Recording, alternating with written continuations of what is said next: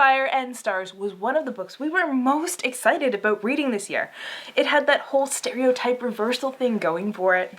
Princess in a political marriage falls in love with someone else, except that someone else is the prince's sister, not his male best friend, not his brother, or any other guy. Gay princesses! So cool! And yet, it didn't live up to any of our expectations. And I don't even remember what I was expecting anymore, but I just know I did not get it. And it's not that our expectations were just too high, it's just the book didn't live up to any of them. The plot of A Fire and Stars, besides the princesses in love part, is nothing out of the ordinary. There are 3 countries, Zamorta, Havamont, and Minaria, all of which have a contentious relationship with each other. One of the main issues of contention is magic. Zamorta has tons of it and is notoriously reclusive and mysterious, while Minaria and Havamont have a better relationship with each other and look on magic with suspicion. Due to the assassination of the king's brother and also right-hand man by some unknown magical faction, Minaria has been pushed to the boiling point, with the mages or recusants on one side and the anti-magic extremists on the other. Princess Denna of Havemont's political marriage to Prince Thandi of Minaria could not have come at a better time. Minaria might need an ally in Havemont if it turns out that Zamorta is behind the assassinations and could help kick the magic users out of sacred spaces in Havemont. For the duration of the novel, the characters are consumed with trying to figure out who assassinated the king's right-hand man and a whodunit that is really, really boring. Like, shockingly boring. And it's not that it's extremely predictable.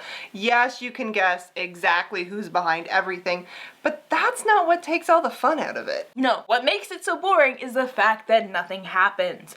Nothing. Half the character's time is spent researching one knife. That's like 200 pages of no plot progress. Oh, and don't forget about the horseback riding. A shit ton of time is spent in the barn learning how to ride a horse. Actually, the horseback riding details are pretty legit. Coulthurst has clearly been a rider for many years and, knows her way around the horse paraphernalia, which is a relief because horses feature so heavily in this novel. But why do horses feature so heavily in this novel? They almost have nothing to do with the plot.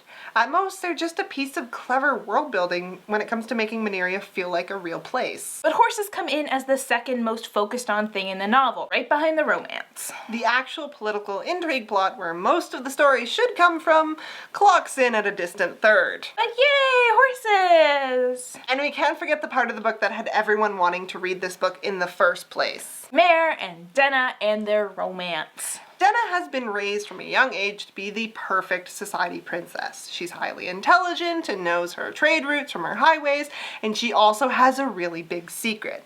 She is a very powerful magic user who's only growing into her power. Denna is prepared to do whatever she has to do to make the alliance between Havamont and Minaria succeed. Mare, on the other hand, tries to avoid doing her duty as much as humanly possible, hanging out in the barn or spying for her uncle instead. And she complains about everyone.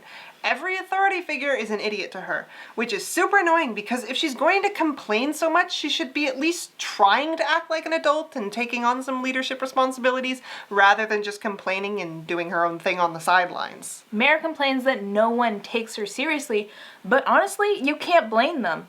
She hasn't done anything to earn their respect, so her whining gets old pretty fast. Denna and Mare's relationship is fine. It's a relationship that provides a hiccup in the plot, but that's about all that's special about it. They don't have an intense amount of chemistry, and I wouldn't go so far as to say that it feels forced, but I wouldn't exactly say it flows nicely either. Don't get us wrong, we are so glad that A Fire and Stars centers around a lesbian relationship, and we hope that there are many more to come.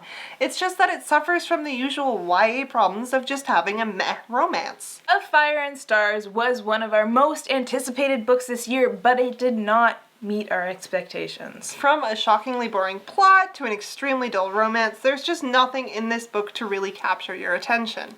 It gets repetitive and it doesn't have a lot to keep you coming back.